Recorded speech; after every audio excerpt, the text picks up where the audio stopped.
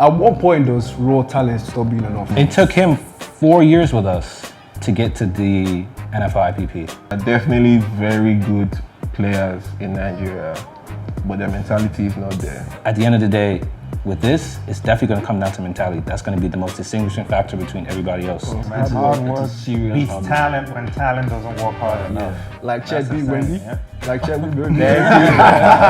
Someone has a ring, someone doesn't. Cannot shine when they should. I think Hakeem is a blueprint, right? Somebody that players today still go to for coaching. LeBron has gone to him. Kobe went to him too. There's no local teams in Nigeria that we root for. If basketball's supposed to grow, it still all boils down to the educational parts of it, the information parts of it. Do you understand? Like, we need to know what it is to make it live. When sport lovers start running sports, I feel like we will feel the impact. If you're walking on the street, there's a LeBron James, there is a Giannis, they just haven't been seen. Nigeria has never lacked talent. From the likes of Hakeem Olajuwon to today's NBA stars, we've seen many Nigerians thrive on a global stage. Yet, many young athletes with incredible potential don't get the same opportunities. You're welcome to Pulse's group chat. My name is Groovy Mono, and I'll be your host for this amazing, exciting episode where we talk about all things sports, entertainment, and culture. I'm joined by some esteemed gentlemen in the chat in building. So I've got Samuel Orji, he's an American footballer. Welcome. I've got Olutobi, co-founder of Educational Basketball. How you doing, brother? I don't see your other brother. Where's he at? Where's he at? He's good. All right, cool. We have Big Ike as well. He's a music executive, Alpha Nation. We've got Victor as well. He's the founder, Athlete Variety. And of course, we have Chidi. He checked basketball and CEO of Logistics Limited. Did I get that? Yes, sir. Bow. All right, how we doing? How's everyone doing? Feeling good. Feeling good? Nigerian, no they disturb anybody, have you? Not too much. Okay, no, so Lagos. Alright, cool. So I think we've got a feel of the whole space. It's nice to have you guys on this one. Like we said, it's Sports' group chat, and we want to talk about basketball because I mean that is something that we've all said we have that interest and we have that love for. And not just basketball, I want to talk about grassroots basketball, right? And I'm going to try just a conversation to you guys and let me know what you guys think about it. So obviously we know that Nigeria has basketball talent, right? Yeah. But what is it that, about the structure here in Nigeria that pretty much makes it hard to identify and nurture talent over here? First of all, when we got here, it was a matter of there were no facilities at all. So you can't even essentially find places to play organically.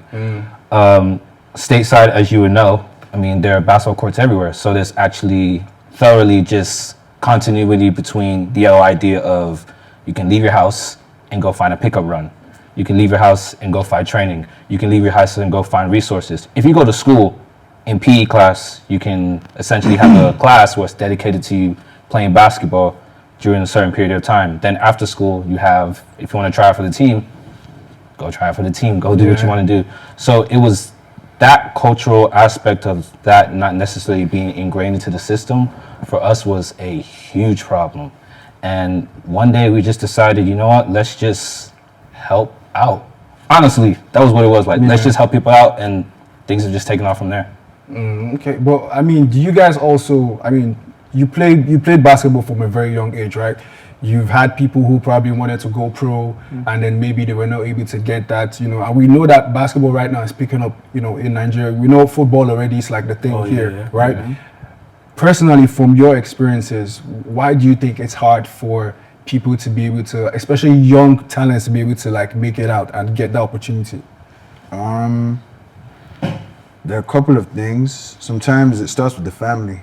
Actually, you understand? Because there's a level of uncertainty the Nigerian parents have around sports. Do you understand? Because obviously we were kind of like exposed to the idea of like young kids going abroad or whatever and earning a lot doing basketball. But in Nigeria, we're more of like religion, school, family. Do you understand? Sports doesn't really come there. So that means it's the mentality. It's the mentality. That African parent. Yeah, I think you know, growing up, you have to be a doctor, a accountant, or lawyer. So you're saying I want to go and play basketball. Nobody's trying to hear that. Your parents are not trying to hear that. And then there's no infrastructure, right? That like facilitates that. Like there's no youth sports programs.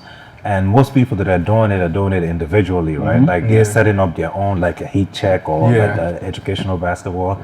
There's no resources provided by the government that supports.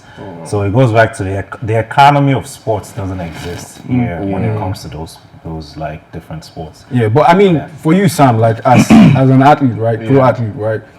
I would say, you know, maybe back then, parents would necessarily not want to encourage their children, like he said, to, you know, go into the sports, right? Yeah. But is it a case where they're now seeing that, oh boy, this is our picking, that they make money now, they're driving Lambos, you know, people are, you know, signing to big ass contracts. Is that the thing now? That is it that, oh, we know that this our children can make money, that's why we want to push them into it? As before, it's like, no, we don't want you to do this. Yeah, definitely, for sure.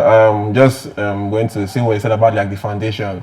Like now, people that went to school here in Nigeria, we all know that like even like when it comes to coaches, the basketball coaches in your various schools, I can't speak for White Sands because I know they had like good, you know, basketball. But other schools, you didn't have good basketball coaches, and like that's foundation right there. You can't even start from learning the easy basketball from your school. You have to find it from educational basketball, other areas. You feel me? So for now that they're seeing the NIL, they are seeing the money, they are seeing the opportunities, I would say definitely more people are more parents are more inclined for sports now. I can't even say for myself, especially my mom before wasn't as inclined at all in any way. You know, but obviously because of how she saw my cousins abroad and how, you know, they were making it, so like, okay, this is actually a possible opportunity. And even though you're from here, you can still make something out of it regardless. 100%. You just have to keep trying. You feel me? I also think like the social media age has helped them become more exposed to seeing all your success. During their time growing up, they knew what they were told, right? Or go to school, get a 9 to 5, and they said. But with social media, it's like put everybody in a space where you can see more people being successful at things that you're not used to. So information definitely helps with like getting them more comfortable to understand. So But I mean, speaking of these guys, you know, at what point does raw talent stop being enough? Because I mean, we know there are a lot of people that, you know, they have that potential, right? But at the same time, you see maybe something happens and then they're not able to take it to the next level. So what separates somebody who's necessarily got that talent with somebody who's ready to actually go pro? What I would say with this is mentality. You feel me? There are definitely very good players in Nigeria, but their mentality is not there. In the sense of someone can be so good, but like they feel like they are the best. You feel me? They feel like because maybe they are the best in the court, they can be the best anywhere. But that's not how it goes. It took him 4 years with us to get to the NFL IPP. Is that the fastest you've ever had? I mean, we've had guys that did it in 1 year. In 1 year. In 6 months. Wow. And he is actually the person that when we were starting this whole pipeline of getting guys over to the NFL, we sent his tape. So, and he was already with us for basketball. And then he saw some of his peers go a year or maybe even 2 years after that. But he stuck with it. In other cases, you may see an athlete that has even more, just the greatest potential, the greatest maybe athlete you've ever seen. But because they may not have that foundation from home, they may not have that mental resilience, they just check out, which is a bit unfortunate. But at the end of the day, with this, it's definitely going to come down to mentality. That's going to be the most distinguishing factor between everybody else. It's going to come down to the fact, are you willing to stick with it? Are you willing to be somebody that wakes up in the morning and actually wants to go to training? Or are you going to be someone that really wants to tell your parents, no, Mom, I got to go to training. I can't go to this party today. I can't go to I can't escort you to the market today. I'm sorry. I just have to do it. It's really going to come down to the willingness behind that athlete to get to that next step. That's what we've seen so far. Victor, talk to me. I mean, did you ever have any aspirations of, you know, going into basketball? Nah. Or do you have anybody, you know, that had that? I know somebody, but like I can't speak about the person. Yeah. But for personally, like first of all, like I never really. I fell in love with basketball in 2012. That was my first interaction with it. Like, Okay. I wasn't really like a basketball person. I've always been a football person. Like, Okay. So like, Yeah. that's just been my thing. But one thing I really loved about basketball, like then, was just like the fact that it was a game where you just had to appreciate greatness. Like Yeah. it was, and one thing I love about basketball that football doesn't have was the ability for players to trash talk like other teams. Like, you're great, like I'm great, you're not. Like people are telling it to people like right in their faces. So I really admire like personality in basketball. Do you understand? So it wasn't that difficult for me to like appreciate it. Like so, I don't play a lot like right now because I always tell people if I was 6 foot, I feel like I would have played basketball in my life, like based on how I actually love and appreciate it like right now. Yeah. But that's just what it is, man. I feel like it's a greatness sport. Yeah. And I don't think there's any other sport that embodies greatness the way basketball does. Yeah. Well, I mean, he mentioned something about trash talking. Let's just be thankful that basketball doesn't have yellow cards and red cards. Because I don't think at the end of the fourth quarter we don't have anybody on the court. We don't have anybody in the court. But I mean, speak to me, Chidi. You know, you've got heat check. You know, obviously you have something going on, especially basketball community-wise. He mentioned mentality. He also doubled down on that. But what about the people around you? You know, what about? Because I feel like if you don't have the right people around you, sometimes it can maybe throw you off. You know. Sure. What would you say about that? So in regards to going pro, Yeah. so having people around you is actually very important. It all still boils down to foundation. You understand? If you don't have the right people around you, you wouldn't really know your potential. Yeah. You understand? You could be around people that are supportive, or it could be the polar opposite of people that aren't supportive. You need to know how good you are. You need to know how great you are. Not to the extent that you now become arrogant or pompous. Yeah. You understand? You need to have people around you that will tell you that, listen, man, you're talented. I need to take the next step. You understand? Your support system drives you, motivates you, and essentially makes you who you are. So people around you is very important, in my opinion. Sweet. I hope everyone that's watching, anybody that's an aspiring talent or wants to go pro, it's mentality, people around you, and obviously you have to put in the work. Like Toby says, right? Hard work, man. It's Hard work. It's a serious Beats problem. talent when talent doesn't work hard enough. Like Chet beat Wendy. Like Chet beat Wendy. Thank you. He's not gonna say that. Someone has a ring, someone doesn't. No shine when they shoot. But he got a ring though. Nah, he's a support cast. That's what I'm saying.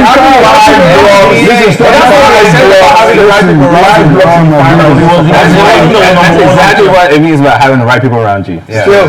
For sure. Supporting cast. All right, so I mean, at the beginning of this, I did mention Hakeem Olajuwon. I think for Nigerian exports into basketball, he stands out, among above every other person. And I mean, his journey actually started right here in Lagos, right? Yep. Yeah. He went from Houston, took him to Houston, and eventually the NBA. Now, what does his story tell us about the importance of creating clear pathways for young Nigerian athletes? Let me start with you. So, I mean, his story is essentially one of a very much just rare, but it is a pathway at the end of the day. And a scout saw him at Roe Park and decided to take on a D1 scholarship. That is something that is happening for athletes in this country, even for girls athletes. There's somebody, an athlete recently who played basketball who got a Division I scholarship right from here to Wake Forest, which is incredible. Like she just skipped the whole process of high school basketball, AAU basketball, and still got what she needed to do just based off her talent and the fact that they've seen her produce. Pathways don't necessarily happen without talent. They don't happen without the foundation of people guiding you into that process, letting you know that this is the way that you need to take. Everybody's pathway is different. Some people are going to some kids are going to grow up here and have the resources to leave the country and start off playing in middle school. Some athletes are gonna go through to maybe Yaba Tech or whatever and end up playing a different sport. Some people are going to end up doing what he did, leave university for a while and train with us and go through, just because there's no consistent foundation from high school to college at this point. So the pathways are really going to have to be established by individuals that have good connections, and also by all of these institutions, whether it's the NFL Africa, the NBA, the BAL, things of that nature. So there is really no, what would I call it right now? There's really no playbook for this right now. Everything is just still really wide open. So again, it's going to come down to guidance and the foundation for that pathway. Okay. And I mean, what about you, Big Ike? Seeing how, players, for example, you got Sam by your side, going from basketball, now to American football.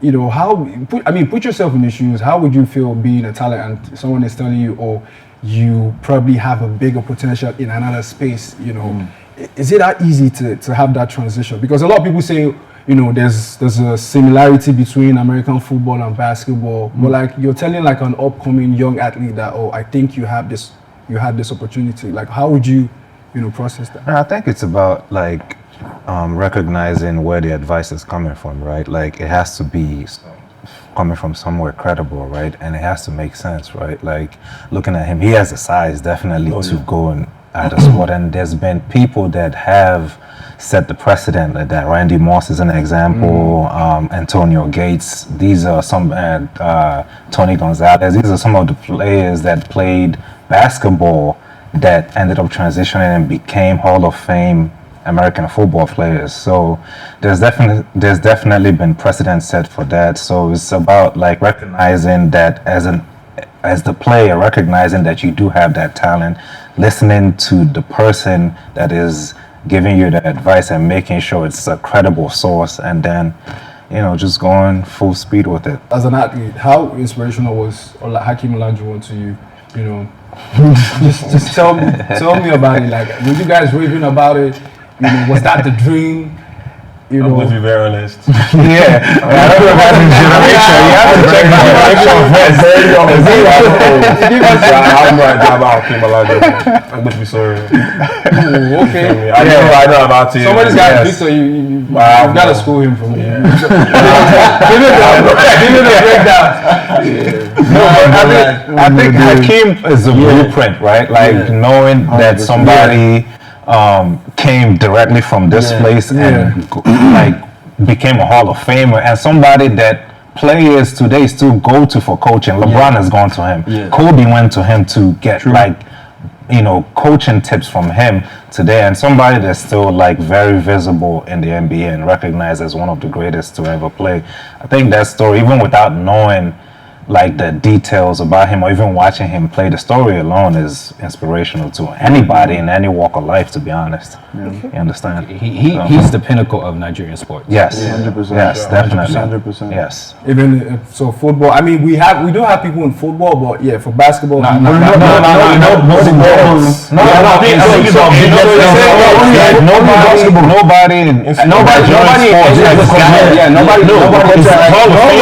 We've not the bigger play. Yeah, he's our biggest. He's a Hall of Famer. He's a Hall of Famer. Yeah, but he's a Hall of Famer. There's kind of if you look at the greatest players in each sport from Nigeria, nobody has achieved Hakeem is recognized at the very least as a top 15 player all time. Yes. You don't find that in Nigerian like any other sport. And when he retired, he was a top 10 player, top 5 even sometimes, and definitely a top 3 center. Yeah. Like when he retired. Now that LeBron and them have Steph have come, they probably surprised him. But when he retired, he was definitely a top 10 player. Yeah. I mean, his influence goes to this. Like when Michael Jordan was dominating the 90s, he had that period. And when Michael Jordan took a break, Hakeem won the 2 years. 2 years, yes. And he for anybody else. So I mean, he got 2 rings? Yeah, he won 2 rings. 94, 95, yes. 94, 95, yeah. Okay, shout out to Hakeem the Dream. He's the greatest. Yeah. So Sam, I can call you Big Sir. Can I call you Big Sir? Yeah, sure. Yeah. Okay, so what was it like for you? Transitioning from, from basketball to American football. How was that like for you? Yeah, I mean, when my coach first told me that I should try out for football, I told him it's not possible. I told him it's not possible. Like, I'm not trying to get hit. I'm not trying to. Like, I've seen it. Like, that's not for me. That's why I told him it's not for me. So, we spoke about it, a few more times. Told me about how he sent my tape over to some coaches and some people, and how they wanted to bring more players like us to try out for NFL Africa camp. I still wasn't buying the idea, but then I had spoken to my cousin.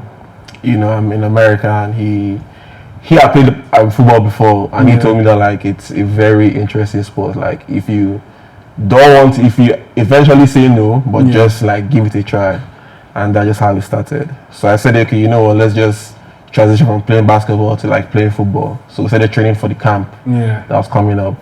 So we didn't really, for being honest, we didn't really have like that much technique of like knowing what to do.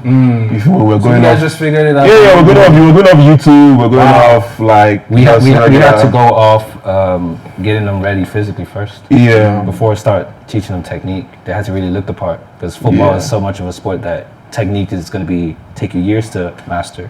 So they really had to look the part first, be physically in the gym, sprinting. It was tough on them. So that means you were always like this, though. No. Oh, what? No.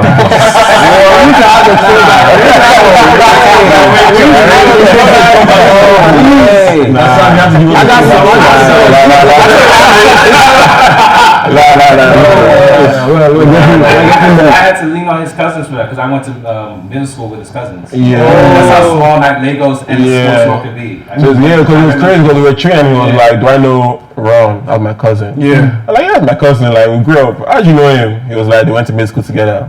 And I was like, that's very crazy, because I didn't know him before that. And all of a sudden now, he went to school with my cousin. So I was like, we were probably meant to meet for sure in our lifetime. All right, so Olutobi, how hard was it for you, though, to convince Sam to go into American football? What was it about him that you saw?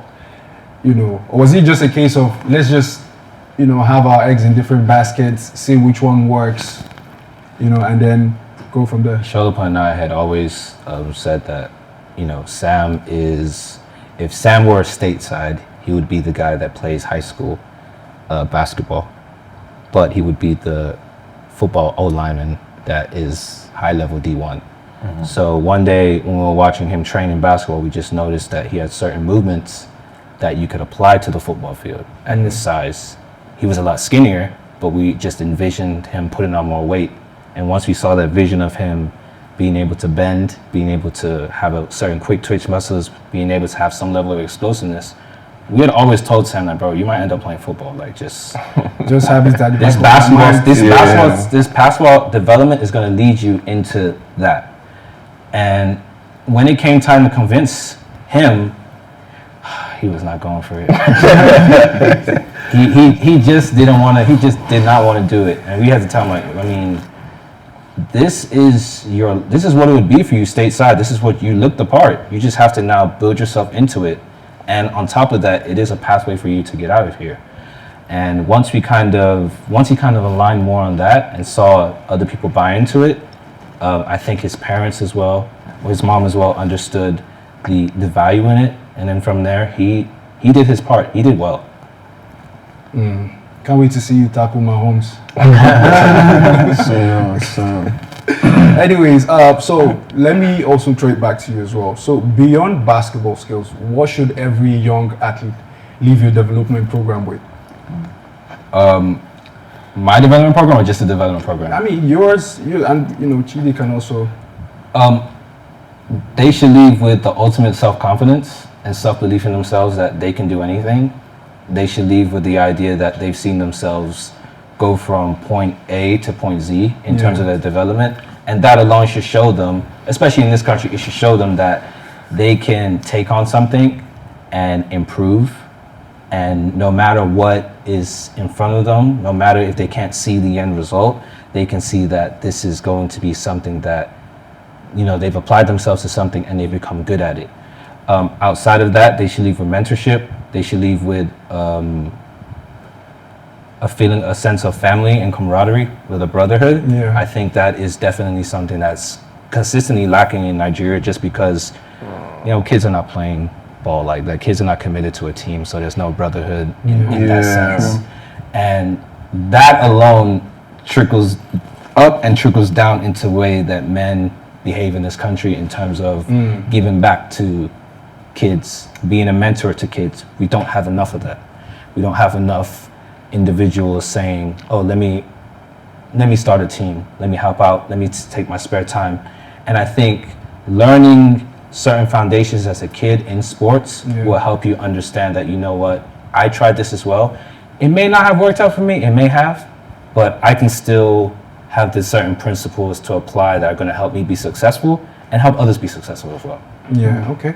And for you, Chidi, like looking at the talents you've worked with as well, you know, how much impact have these guys gotten as well from, you know, what you're trying to do as well? So personally, we haven't developed that many people, but for the ones that we have, the impact that they're looking for, personally, I feel like it's like a pipeline or like a pathway. Yeah. You understand? You asked Olutobi a question now, what should they leave with? I feel like they should leave with some form of development, an end goal, confidence, and like I said previously, a support system. Because all these things kind of come together and wrap into like a big box or present for you to actually go further in sports or have a professional career. Because at the end of the day, if you don't have the confidence, if you don't have the people around you, you can't really see your end goal. Do you understand? There's a person beside you that's going to tell you that, listen, I think you need to go further. I think you need to do this. I think you need to do that, which will make your end goal a bit clearer. If you don't have the confidence, you can't move further. If somebody tells you that, listen, bro, you're this, you're that, you're good, you could do this, they could tell you that, but at the end of the day, if you look in the mirror and you're like, I don't think I can do this, then confidence is missing. And it can't happen. If you don't believe it, then nobody else can make you believe it. He said something about, you know, these athletes or these kids, you know, living with that sense of brotherhood, sisterhood, whatever it is.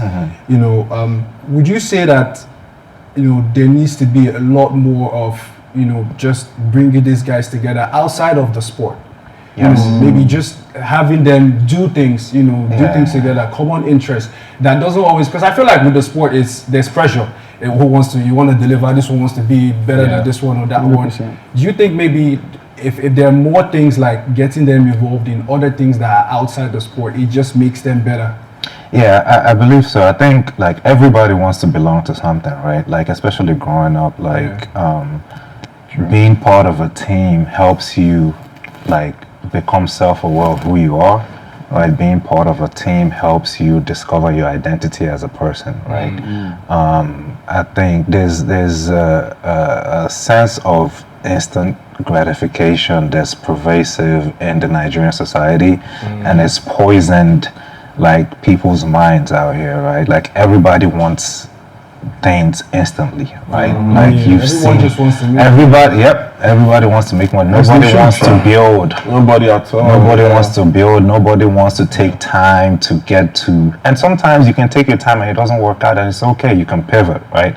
But nobody has that mentality anymore in Nigeria. So I think having, like you said, having like programs like Heat Check and EB like helps people, helps the youth kind of like start building that sense of community, mentorship, and that for young people, for anybody to be honest, helps them become a better person, become better, you know, humans in society.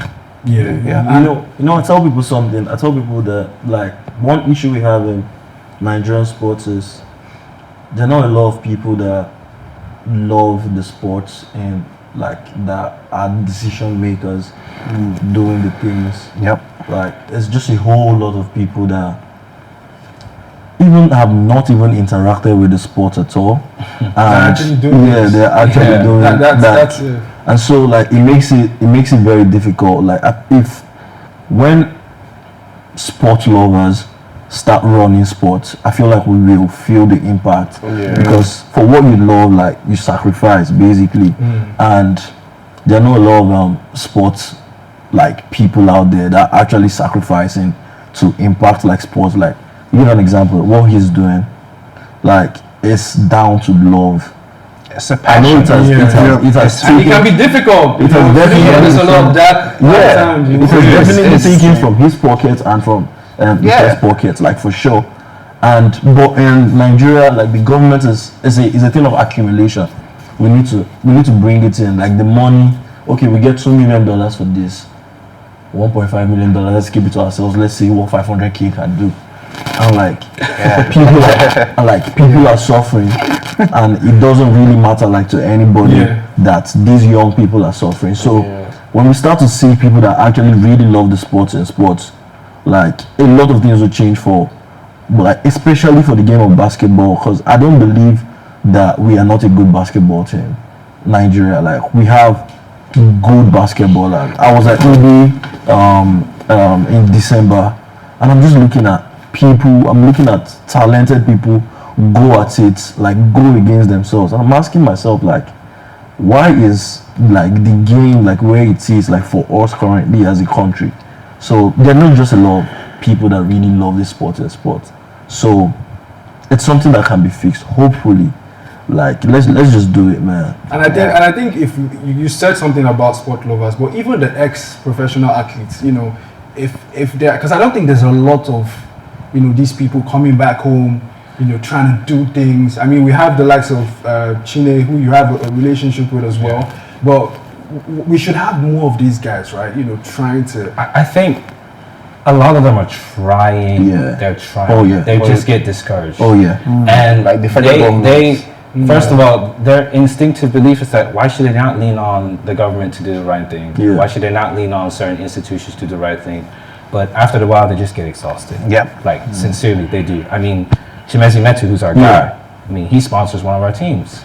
Because when we came, when he was doing what we were doing together at Echo Hotel, we had a good conversation.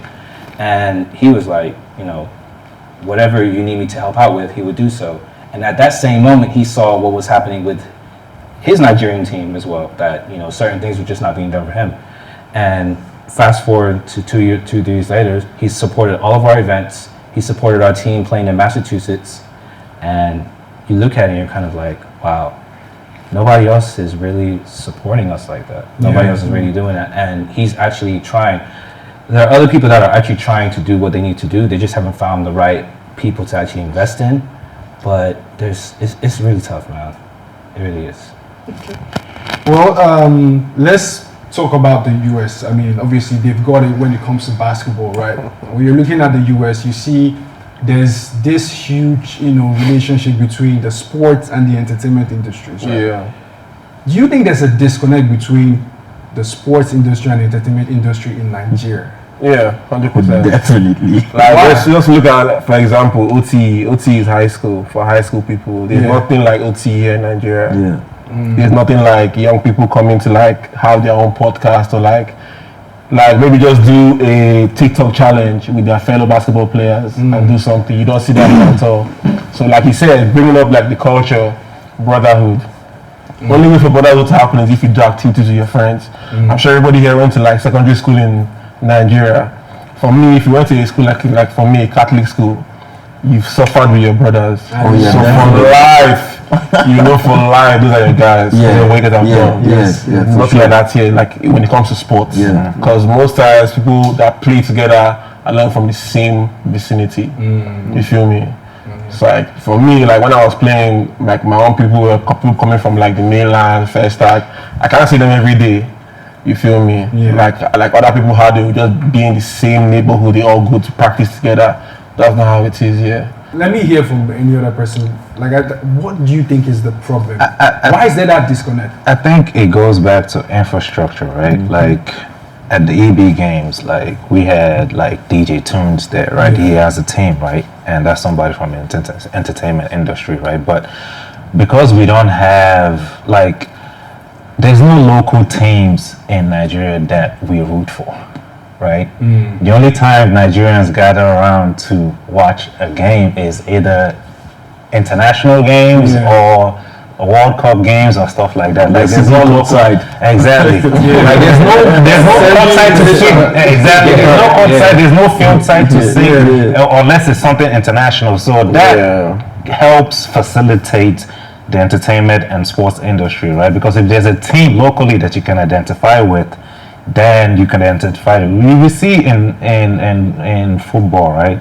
In regular football, right? We see players going to Arsenal game, or like there's a Bukayo Saka. It's there. Football is there. It's there. Definitely. Because there's that infrastructure overseas for them. They can go to an Arsenal match. They can watch them here. Or when those players come back, they can hang out with them.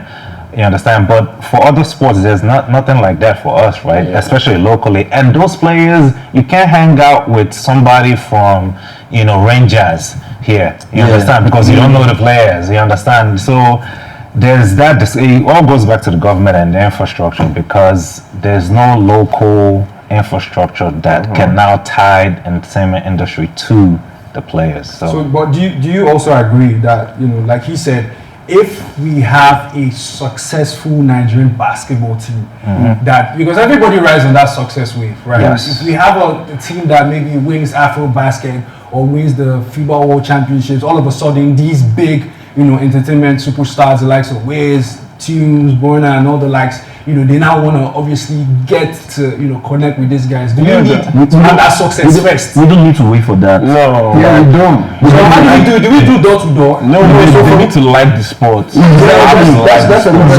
That means it's a case where how many people realistically now are invested in that? It's a culture thing. So obviously, I don't 100% agree that there's such a big disconnect with the entertainment industry and the sports industry. Do you understand? At the end of the day, you need to understand that if you're talking about guys in the entertainment industry, it's like these are like the 1% of the 1%. Do you understand? It's like, why should I come for certain events? We don't have a structure, like he just said, for them to come to an event. Why should they come to an event that isn't really making headlines? Or it's like, why they come? Is it a charity event? You understand? The time is genuinely money. Do you understand? They make money off of their voices and their presence. Sure. Do you understand? Because when you think about it, when you really deep it, Davido goes for basketball events, and a couple of events that Davido has been for. Last year, 2 years ago, when Nicole was at an event, do you understand? DJ Tunes pulling up to educational basketball. So it all still boils down to two things for me: structure, and the culture and information. Do you understand? We need to understand that Nigeria is not really a basketball-based country. Where So that in itself is a problem. that's one of the problems. But the crazy thing is, even in football, there's no identity. Like, it used to be like that before. Like, you were proud to support Enyimba. It just goes back to that.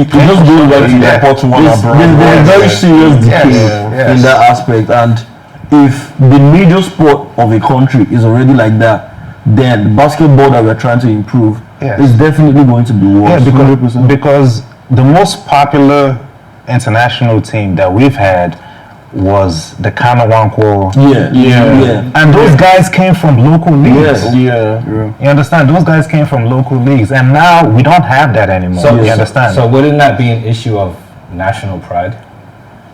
No. So the thing is, like I said, it still boils down to the success, because you look at the likes of that Kanawankwo and the likes, they're called the Dream Team. They had success. They won the Olympics in 1998, if I'm correct.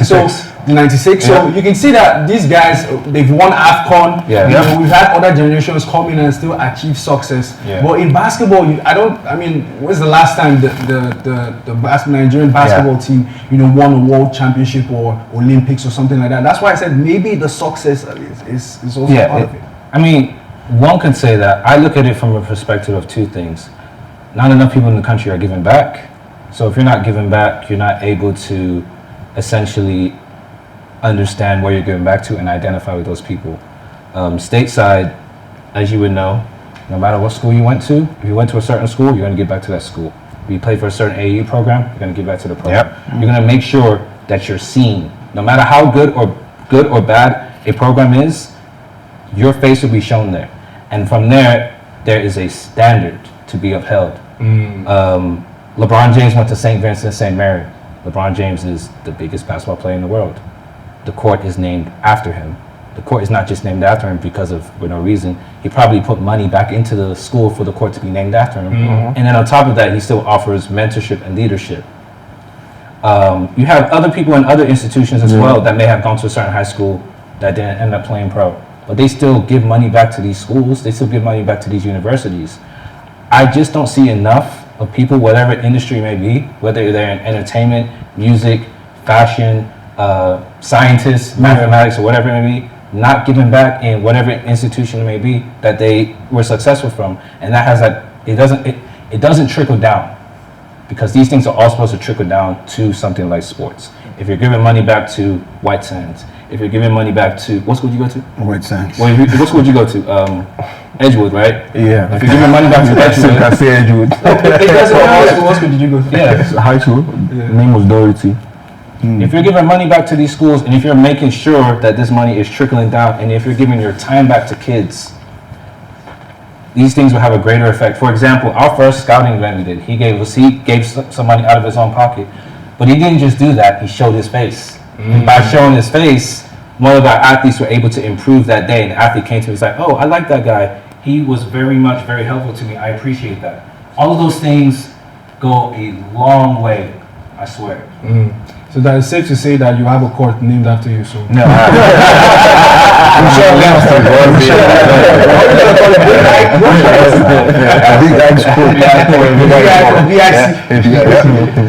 But we can't, neglect the fact that these guys, these celebrities, these are musicians and entertainers. They have such a huge impact on the culture here. We can't neglect that. As much as we say what we say, that if one tweet from somebody can change the whole scope of this. And like you said, Davido attending, an event as well, and he also being somebody that shows that support. But the question now is, how can these guys help basketball culture in Nigeria? To become, not just a sport but an experience. Because one thing basketball has over football is it's a world in itself. It's a world in itself. So how can these guys, what can they do to help basketball in Nigeria grow as a sport and also build the culture here? They should play. I believe they should play. They should play. Like, they should do one-on-ones. Digital should take out whiskey and play one-on-ones and post it. That would be a good insight for basketball. And if they can't play, they can get a trainer. It's not hard. I can train for sure. Like the same way they have little shooter. He trains celebrities that just want to learn how to shoot. That's actually as easy as that. If you want to learn the game, you play. Like he said, people just want results. But basketball is not just by results. You have to train. So if you don't, and the point is that when you see that, okay, you have to put in time to play sport and to get better at it, I think they'll be more in tune with the game, because they've seen that it's not easy to actually make a basket, or to actually put in the sweat and put in the grind to actually play and train for it. For sure. And what about you, Olutobi? Do you also agree with what he's saying? Because we did talk about the fact that some of these ex-professional athletes, find it challenging to come here and do things. And these are also people that have influence as well. Do you also agree with the fact that maybe these guys should get to know about the game more, or is it more than that? Even if they don't have to play, they should at least just get involved. Just get involved in some way. I mean, just look at it as you're doing something for the community. You're doing something for the country. Just look at it that way. Like, you're just helping people take that next step. You're just giving them a few dollars here. You're just even dropping somebody at home. I remember from one day I was at the YMCA, and there have been times where I'll be walking home and an NBA player that maybe I worked out with, he'd be like, "Yo, what's up? Let me drop you at home." I'm looking in his car, an Escalade. I'm seeing stuff I've never seen before. Even that alone gives you inspiration. You know what? I got to keep working harder. Just stuff like that. So you have these people, whether they're celebrities, whether they're ex-athletes, they just have to show their face to kids that are playing sports more. That stuff, I'm telling you, this stuff goes a long way, I swear. But what about these big media outlets as well?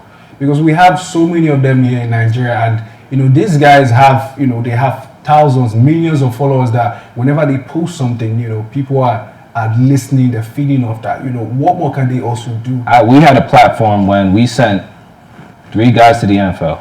We had a platform that we reached out to, and I didn't know they were expecting money from me. Yeah, and that's another thing. I did not know that. There's the payola thing too, right? Like some of these people won't cover it just for the love of it, right? They want something, which is what the same thing I was going back to, like the instant gratification thing. Like everybody wants something for whatever they're giving you. That's why you have to play. So, I think something like and we, as a country, we used to have we were very big on mentorship. Yeah. And I feel like we've really lost that mentorship like culture, because look in the music industry, like we're talking about mentorship, we have like Don Jazzy, and like when Don Jazzy comes out, apart from being a great artist and producer that he is, he had people that went through him, that he produced, like, and there are just more people like that. So if it is not happening, if there's no mentorship anymore, like I don't see mentorship a lot in the music industry anymore. Yeah. Like in terms of like artists that have gone ahead producing people that can take over from them. It's going to be hard for them to replicate it or even do it for something that they are not that interested in, that is sports. So like it's a trickle effect, like basically from, and it just boils down to how everyone is thinking right now. Everybody needs money, man. Everybody's trying to like So even in their own industry, they are even going through it. Exactly. They do not even want to come out. I mean, but if some of these journalists or media houses find their own niche, they'll make money from it at the end of the day, because they're doing something that is promoting not only the community but promoting the country. Yeah. What example can I use of this? Brian Windhorst that works on ESPN. You can make a case that he was very pivotal in LeBron James' journey. He's from Cleveland. Yeah. How did he end up working at ESPN? Well, they were like, well, you've been covering him since he was 15. You helped introduce the world to him. I mean, at the end of the day, most people wouldn't know. You wouldn't know LeBron James as an 18-year-old if it wasn't for the media houses. Yeah. For the local media houses in Cleveland. Yeah. Stephen A. Smith with Allen Iverson too. You wouldn't know their stories. Yeah. So they have to understand. These media houses and these individuals have to understand that we're in a day of technology. The money will come, but if they also can follow their passion of sports journalism and understanding that they're telling stories, they're holding athletes and holding institutions accountable. I'm sure that bottom line will be met someday, but I know it's a tough thing for them because everybody needs to make money. It's very tough, but those, like we say, those who have the mentality, those who are able to, they'll thrive. Yeah.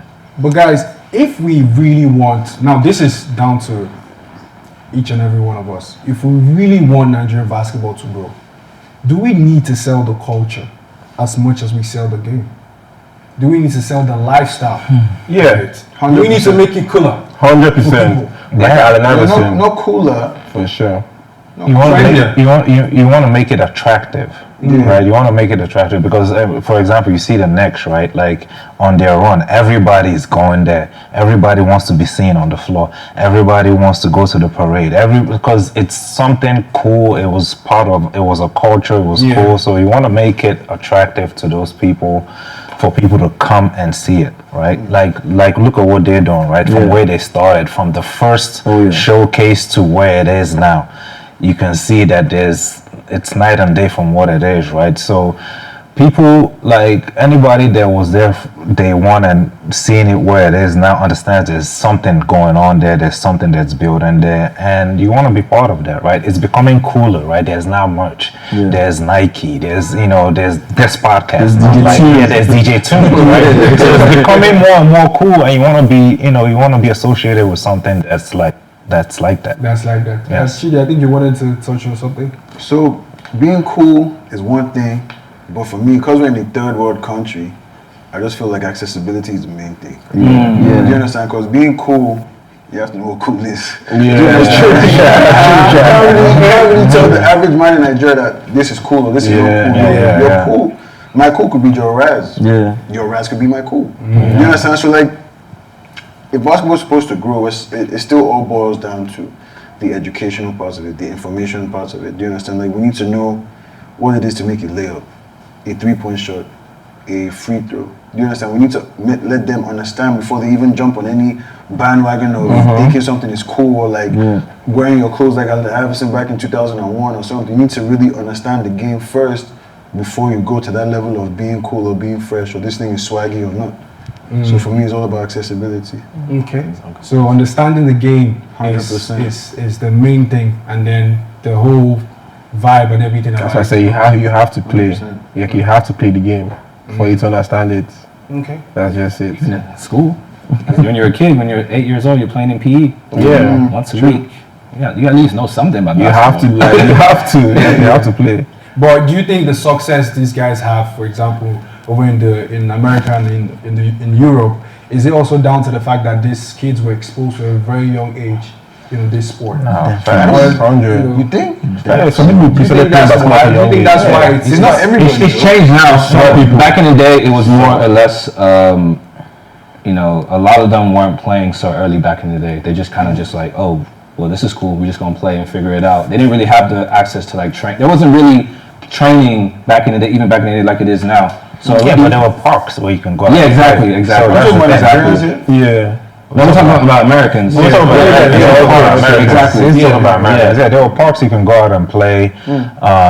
There were, again, you can watch it on TV and stuff like that. The jersey. Again, like I said,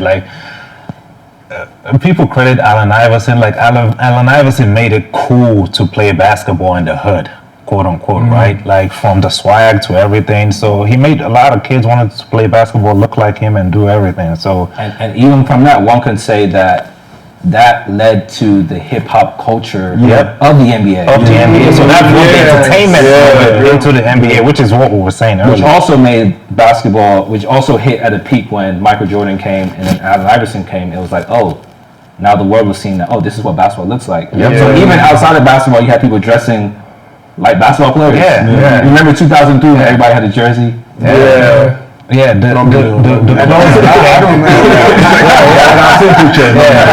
it became a lifestyle, right? Like it became part of the lifestyle, right? Wearing your basketball jerseys on the shoes was like a lifestyle thing, which has now become what it is today, right? So I think that's part of it, especially now that the social media generation is like so. It's so easy. Like, it's so easy now. Like exactly.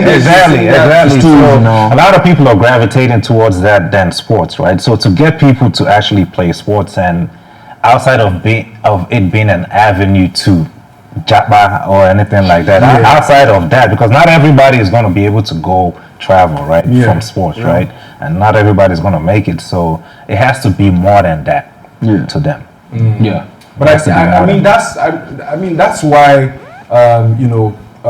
competitions like what the BAL is doing is actually important, because it's actually creating opportunities for these guys to be seen within the continent, right? Because I mean, if like you said, some people if they knew, oh, we're not gonna get an opportunity to travel abroad, then the dream just dies. And now it's like there's opportunities for them to do stuff. All right, so I mean, Victor, you run Athlete Vanity. That's pretty much the top dog in town right now. Everybody's talking about. That's my baby.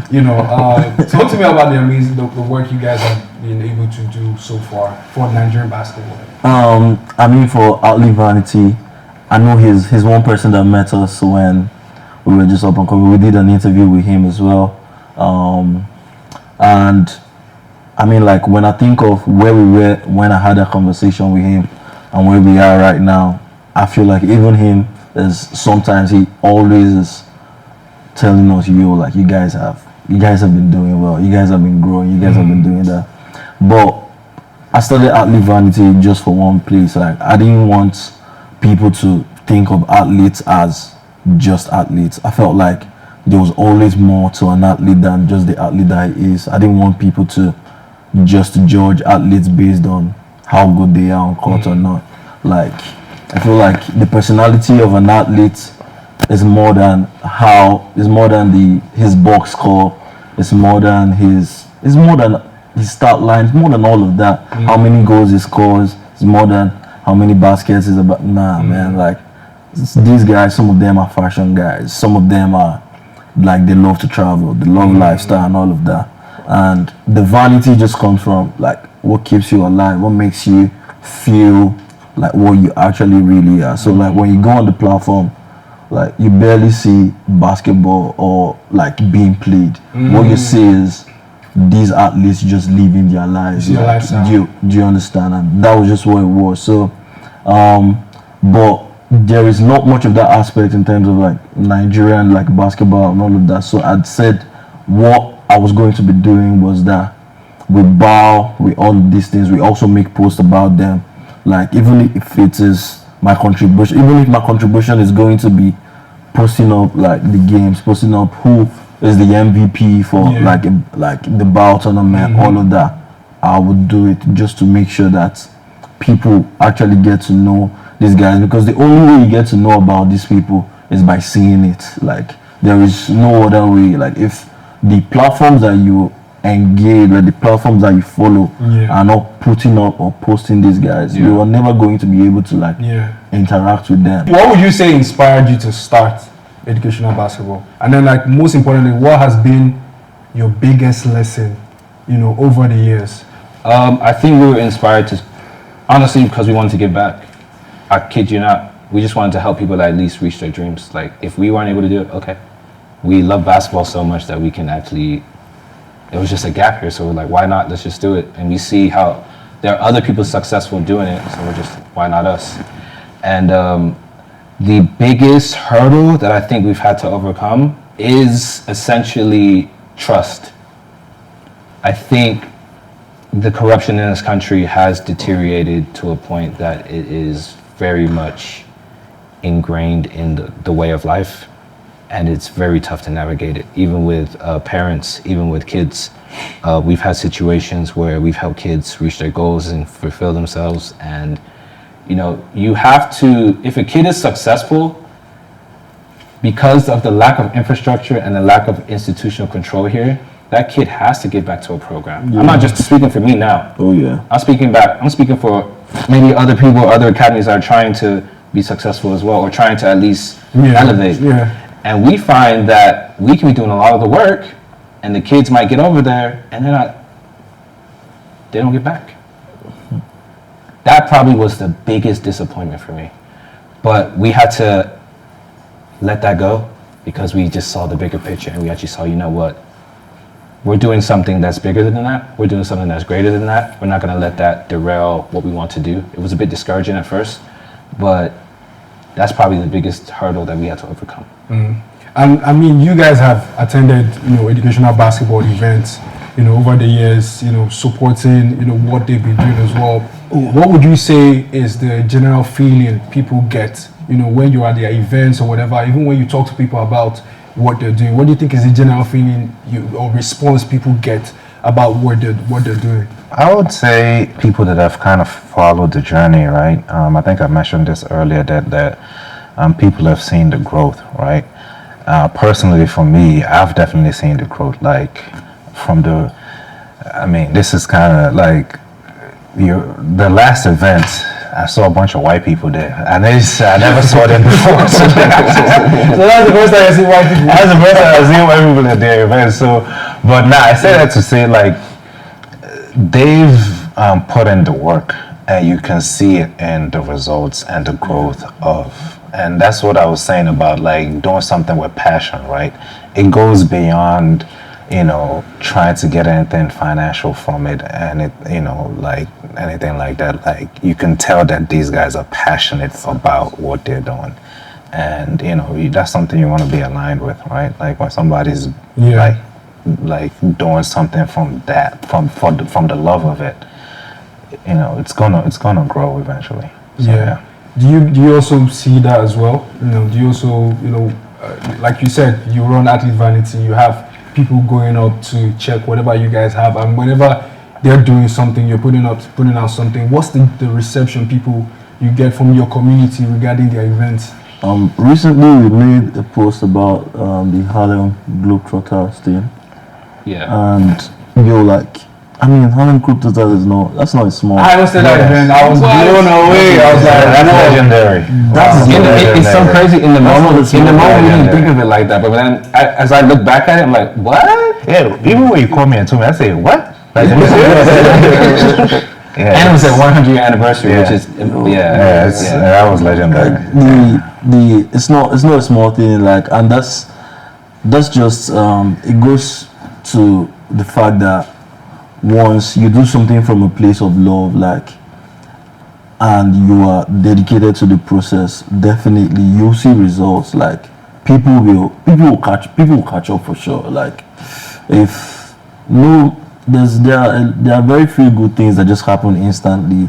Like this is not luck. Like it's a process, and that's just what educational basketball is about. Because before I interviewed him, I read, like I had a whole thing that I read about like what the journey has been like for them, and it's something that's even helped like my own journey, because I just know one thing, that if you really stick to something and you love that particular thing, like one thing is definitely going to happen.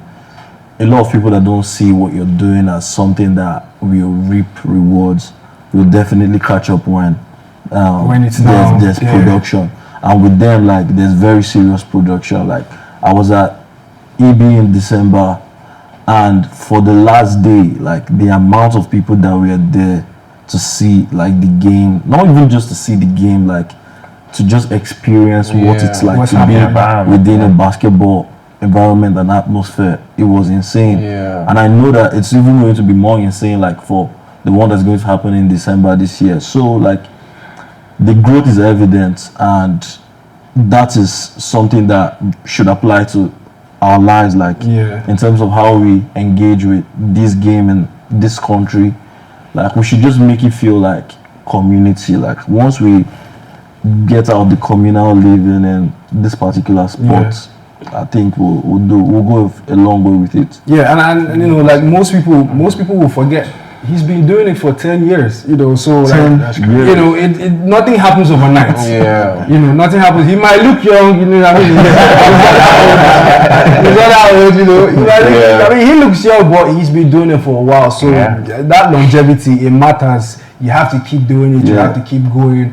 Because yes, I think, like you said, a lot of people just want to get money fast. They want to get blow very fast. But then you look at the people that you're looking up to. These guys they're people that have been in their various careers for 20 years, 15 years, you know, before they got to where they are. And Chidi, what about you? I mean, your run-ins with you know what you're doing at HeatCheck and the relationship with educational basketball. How's that been? You know, the synergy. So for me, I feel like it's just one word: it's inspirational. Do you understand? So for me, educational basketball, lots of people run like programs or like events every now and then, do you understand? But like when you see something that is worth your while, then you kind of have to sit back and kind of appreciate it. You understand? Like I said, when a third world country, so things are kind of done in a certain manner normally. You understand? You go to an event, you expect things to kind of go bad. You expect the DJ's mic not to really be working. You expect them not to be light. You expect things to be done manually. Do you understand? The Harlem Globetrotter event, that was nice. Do you understand? That was beautiful. But the event in December, man, Christ, it was like you went in Lagos. Do you understand? And it's crazy because that was the mainland, no? That was mainland. Do you understand? You step into that court, probably felt like you were somewhere else. Do you understand? Like we played for what the celebrity game, right? So obviously the way they even just ushered us in. I felt like I was in a celebrity game. Always felt like, cool, I'm coming. Do you understand? So it's like there's a certain level of quality and a certain level of intentionality. Do you understand? Like, you know they're sponsored by Nike. A lot of people are sponsored by lots of people, but then you don't really see, how do I say this, the sponsorship in that event, because they probably pocketed the bread. They probably pocketed the money. But you step inside there, from the equipment to the people to the jerseys to the facilitators to the things they're giving out. Do you understand? You know you're somewhere that should be applauded. Do you understand? So for me, it's like educational basketball is very inspirational. It makes you sit back and work harder. Do you understand? So I mean, Nike, damn. He's not even phased. Like he's like, he probably dragged LeBron to his family like, did I just do that? But I think that's also what drives you, because you don't get phased or get carried away by the last thing you've done. You're looking forward to the next day, right? I try my best to do that. I really do. It's hard, but I try my best. He knows. Humble guy. I try my best. I try my best. I try my best. I think one of my things, my favorite athlete, Tom Brady, he always says, I saw an interview that always stuck with me, and they asked him, after he earned his third ring, they asked him, what's your favorite ring? And he said the next one. So by that, it means, you know, you honor the moment, you honor what the success is, but you have to continue on. Because, I mean, in Nigeria, if I get sidetracked and just focus on what we've done before and just leave it at that, I think I would just kind of lose sight of what's ahead. And it's a lot. You can get distracted out here by anything. So that level of focus and detail just has to be applied, just so you know. All right, so what role do partnerships like Nike, help in just growing grassroots, basketball here in Nigeria? Well, all over the world, if you kind of apply, for them it's very simple.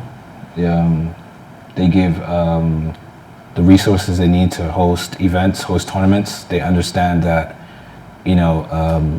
their bottom line is essentially to get kids to university and have a platform that helps generate that.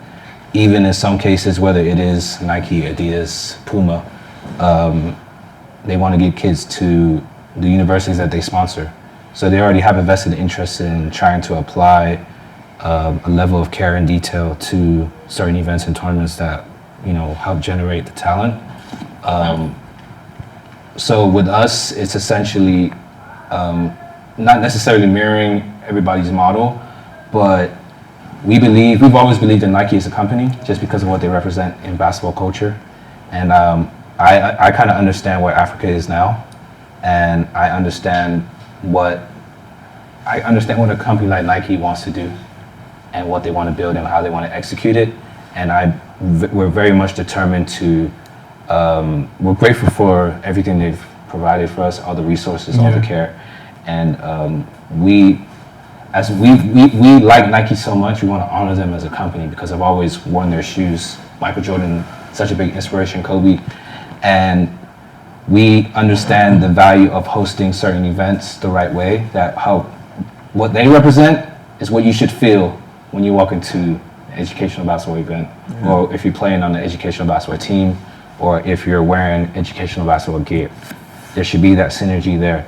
So it was just about us understanding those two elements and bringing them together. So yeah, we're really grateful to Nike and very appreciative of what they've done. And are you looking forward to more partnerships as well? Absolutely.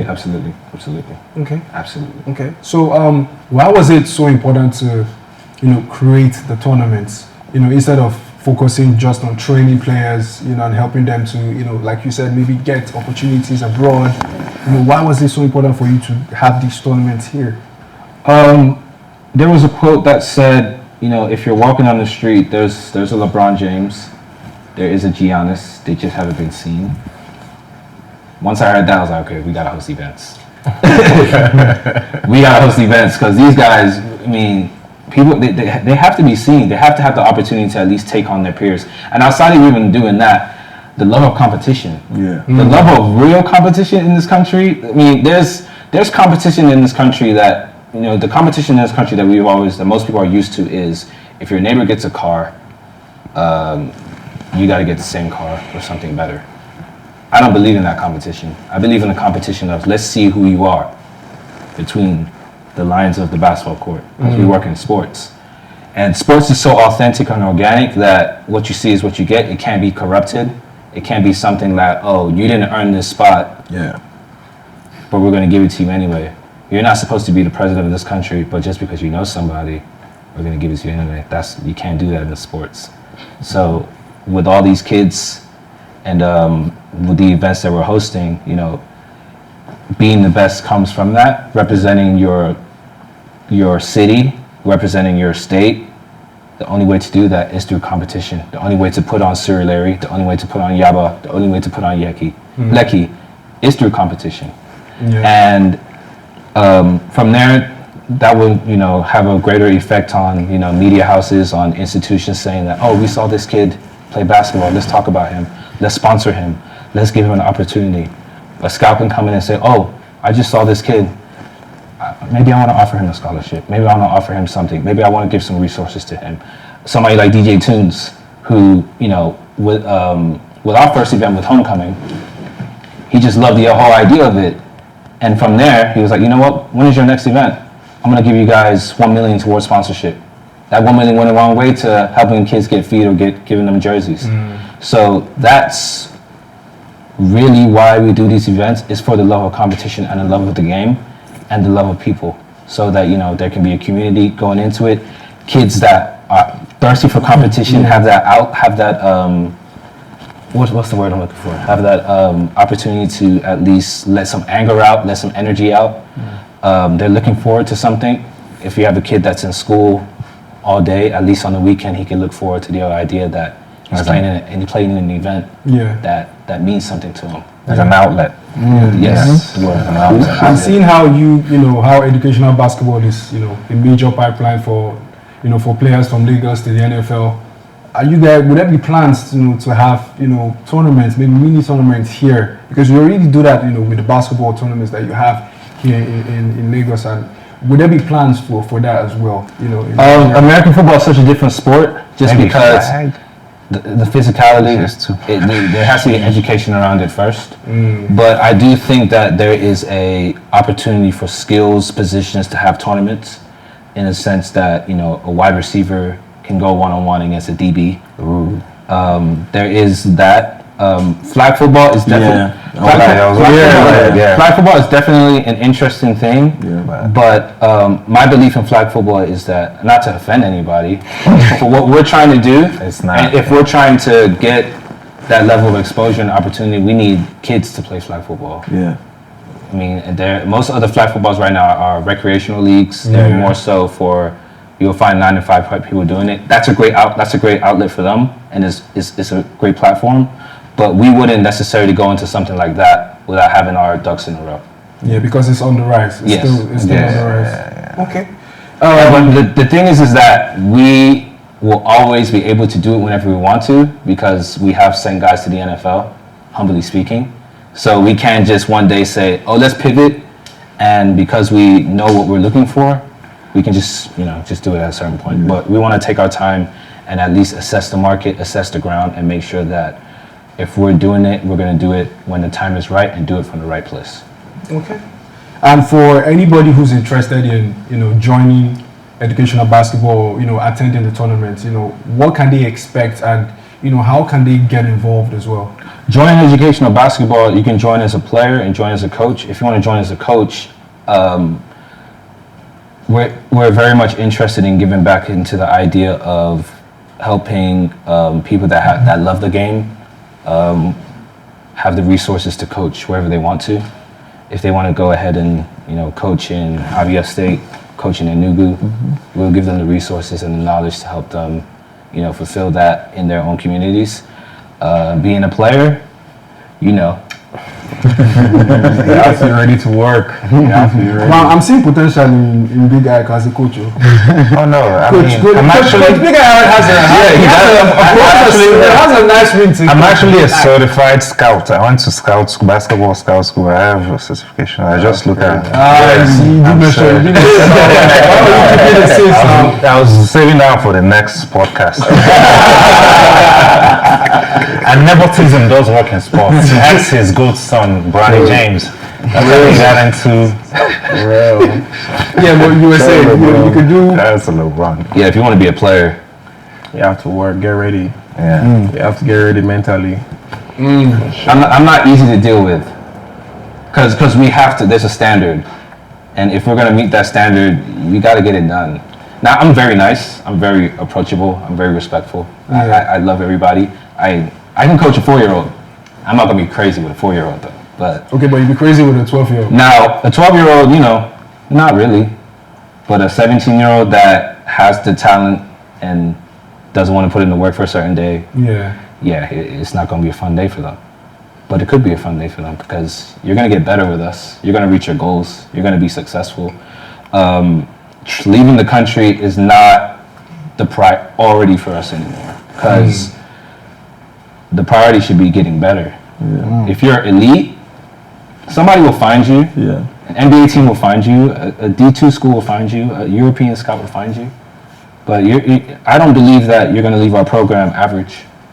Can't work. No. And what are you guys going to do to be able to ensure that these kids come into your program and have this belief or this sense of, if I can make it as a basketball player, an American football player, whatever sport you're going into, that there might be opportunities for them outside of sport? One of the things I do find in this country that's a bit troubling, there are a lot of events and there are a lot of people that are actually doing stuff and they get funding in, but it's mismanaged. And time is also mismanaged as well. And then that has a trickle down effect to a production. And that production is supposed to at least empower people. We made up our mind to never do such a thing. I'm at LSP, he knows, I'm at LSP 5 hours a day, every day. And whoever doesn't come to class on time, they've lost that time. We teach discipline and work ethic at the highest level. If you're not doing things correctly, you're probably gonna get sent home. Yeah. If you paid for training, if your parents have paid maybe $1 million for some training, okay. We're not gonna be a prep school that's like, oh, just because you paid for training or you paid for a class or you paid for school, you can just misbehave. No, you're going back home. And if the parent has an issue, I can take it up with them. I think, speaking of parents, the level of accountability in sports is very important in this country. Just the level of accountability amongst people, just in general. We're finding that whatever lessons they want to take from life is going to come down to how they apply their discipline and work ethic and their character. And you can't escape that in sports. You're going to be held accountable. And if you know you're held accountable on football, and if you know that you have to be, if you have a level of discipline, you're going to apply that to music. You're going to apply that to fashion. Yeah, everyday life. You feel me? For sure. You're going to apply that to your family. You're going to apply that to your wife. Yeah, it's like in the IPP, we wake up at like 6 a.m. And I kid you not, till now, I still wake up at 6 a.m. That's just how it is now. What's IPP? International Player Pathway. So it's basically the pathway from Nigeria or from countries that you haven't played football before to take you to America to learn the sport of football. Okay. So the training there is definitely very rigorous, and the timing too. That's why timing matters a lot. Nothing like Nigerian time. So with that being said, you have to learn how to sleep early on time, put your phone down, and take 8 hours of sleep, so that the next day you can be ready to attack the day. So just from that, I can see like most times now I wake up at 6, 7 a.m. just off without alarm. That's just how it is now for me. So no distractions, no party, no women. No, I'm saying I'll wake up. Like even if I go out, I kid you not, it's like an alarm clock for me. Like I have to wake up at 6, 7 a.m. Even if I sleep back, I have to wake up at 6, 7 a.m. That's just how it is for me now. All right, wonderful conversation, guys. I think we've all dropped nuggets, and I think everyone that has watched so far has been able to get something, some information, some piece of information out there that can help them in what they're doing. And he's just said about, how if you want to join educational basketball, if you want to apply yourself, if you're passionate about sports, it's all about collaboration at the end of the day. Nobody can do it alone. No one is an island. And, what we're doing here, at Pulse's group chat is we're talking about how we can make sports and culture be better here in Nigeria. But finally, before I let you guys go, just one word from each person. Let me start with you. Victor. Just talk to people, talk to the camera.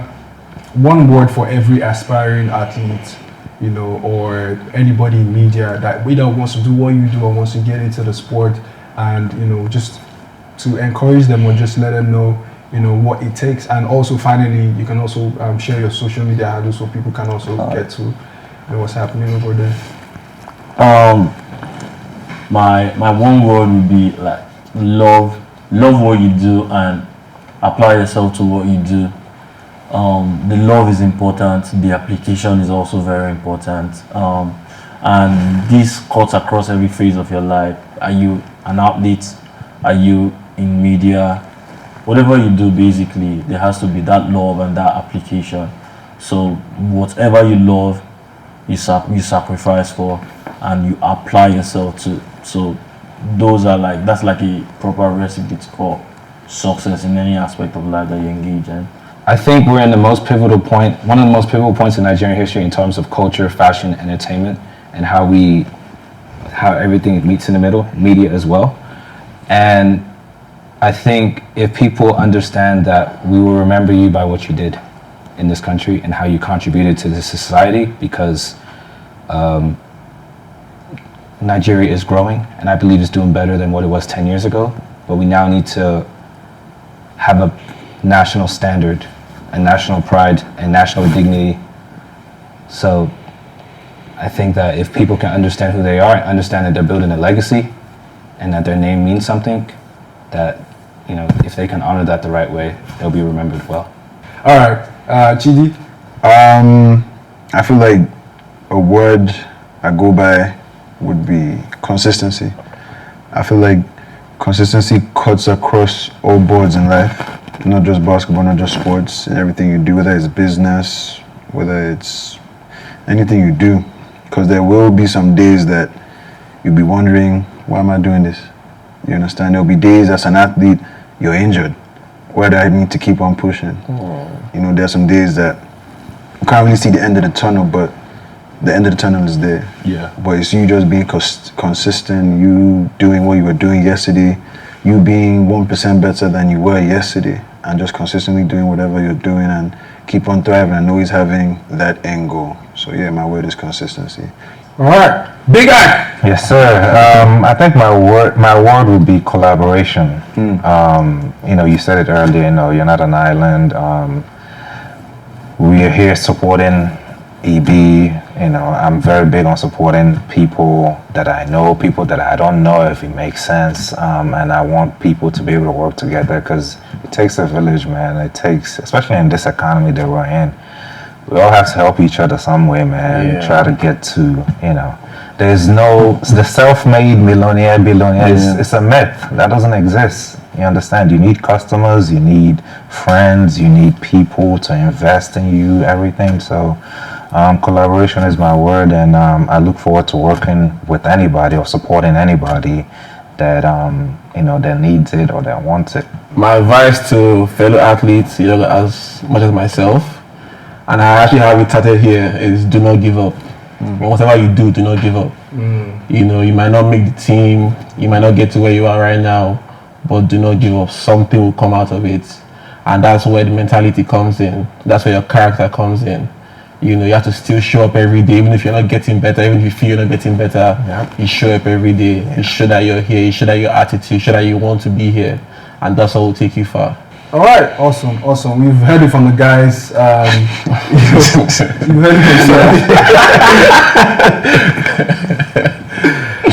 heard it from the guys. You know, it's all about collaboration. It's all about mentality. It's all about, you know, just being there and just putting in the work. And if you put in the work, chances are you're gonna make it. But at the same time, always know that you might not be meant for this. But if you use that discipline and you apply it, it can put you in another part that you can get on. And of course, educational basketball is doing a lot of amazing things. And, you know, you've heard it from Olutobi himself. If you want to be a part of it, all you have to do is just, you know, show some interest, you know, attend these events, and who knows, you know, you could be the next star, it could be the next coach, or, I mean, it could happen for you. And obviously, if you've enjoyed the conversation, then give us a follow on social media, smash a like, drop a comment, you know, share, tag, bash, come for any of them. Because I know some of them have already said some things that maybe you don't agree with. You know, that's why it's called a group chat. You know, let's have a conversation about it. And I mean, on the next episode, definitely there will be more to come. Hope you've enjoyed the conversation so far. My name is Groovy Mono. You can follow me on social media at Groovy Mono, GROOVYMONO. And yeah, give us a follow. Yeah. Thank you guys. Thank you. Thank you, Paul. Thank you, good chat.